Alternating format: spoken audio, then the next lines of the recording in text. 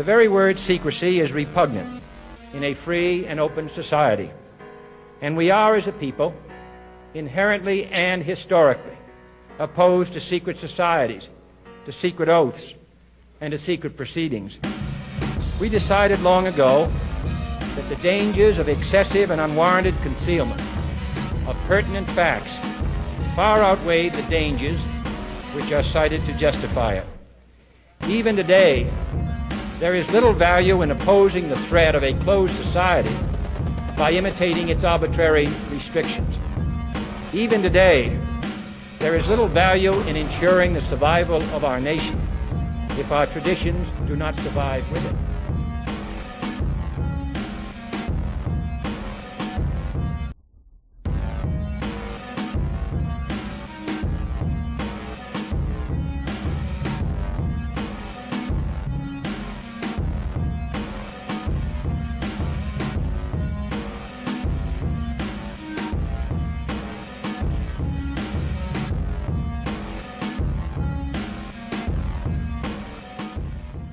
It got me involved in looking at symbols as sorts and general symbolism and corporate logos, and I started off with obviously the all-seeing eye on the dollar bill. Yeah. And if you notice with the all-seeing eye on the dollar bill, on the particular side that it's on, it's the only note that it appears on in America, and there's 4 ones on it, and they ring out 1111 either side of the dollar bill. Indeed, yeah. You got the same thing again. I was looking at that and basically started comparing it to other, American institutions, looking at through, the FBI logo, the CIA logo, every single one of them. You can essentially kind of draw out the pyramid without the capstone, and have an eye in the centre. The same geometrics work in a lot of the, the official institutions of America. Yeah.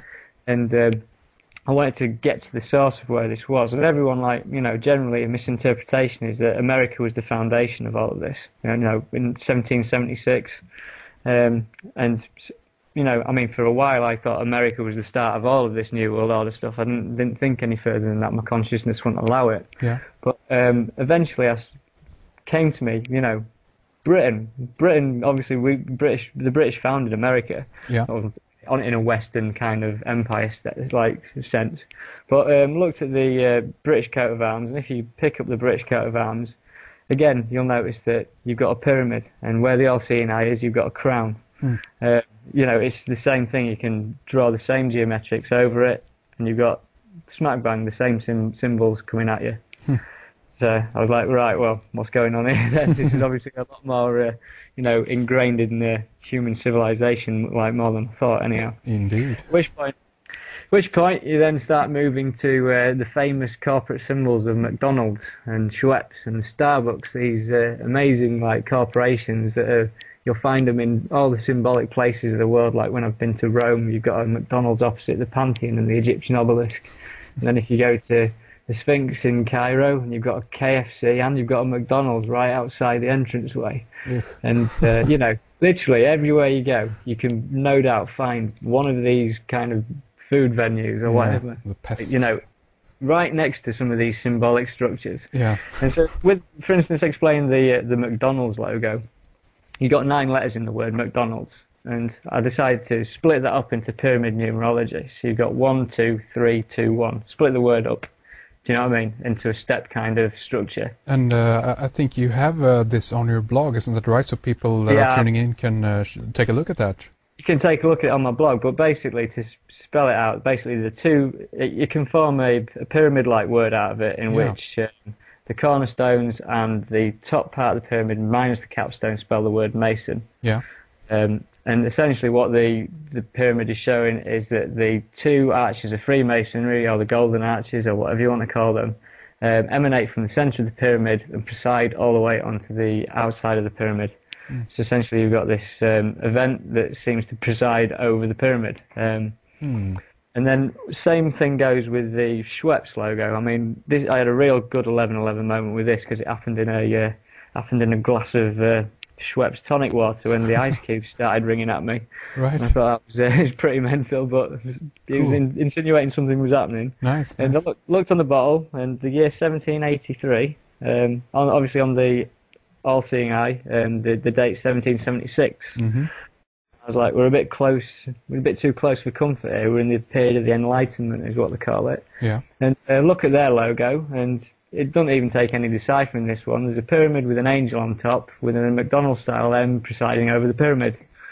So essentially you've got more messianic imagery in the logo of a corporate symbol. You know, and all I can think is this company, Schweppes, they teamed up with Cadbury's. They're instrumental in destroying the health of the world because they create sugary drinks and, you know, aspartame-ridden drinks and everything that goes with it. And they're using this symbology. So you can look at that on my blog yet again because it's all on there. Very interesting. Get to Starbucks, and Starbucks, if you look at, when you're walking past any old Starbucks, you'll notice that the logo is 3 stars that make a pyramid, and the very top star is seated on top of a crown, which is essentially, you know, symbolic of the all-seeing eye, but underneath the crown is a woman, and that woman is Isis, so the Egyptian deity Isis. And essentially what I've realised over the past few days is that what these logos are depicting is some form of messianic event. Yeah. And when you look into a book, there's a book called The Secret Teachers of All Ages from 1928 by Manly P. Hall. Indeed. And states Isis is sometimes shown standing between 2 great pillars of Freemasonry. Yeah. So deity Isis stands between these pillars. So on the McDonald's logo, where you've got the M and you've got the M coinciding on the top of the pyramid, and the same on the Schweppes logo, where you got the angel stood on top of the pyramid, they're representing Isis. There's no other way of looking at it, in my personal opinion. Yeah. So basically, Isis is symbolic of the all-seeing eye. It's the same thing. Same as when you look in, for instance, into the Holy Trinity and stuff, and you've got the Father, the Son, and the Holy Spirit. Yeah. There's the evidence of the kind of, you know, the ever-looming one who sees everything but isn't quite there. Do you know what I mean? Yeah. So anyhow, this occult symbolism, it works on a dual level. You know, like optical illusions, for instance, you can now look at a picture and do you see the old woman or do you see the young woman? Yeah. It's got the duality, same as everything else when it comes down to religion. Yeah. Most people are tuned to see one thing, but it actually means another thing as well. But it depends which version you want to go with. There's two ways to look at it. And my opinion on everything with the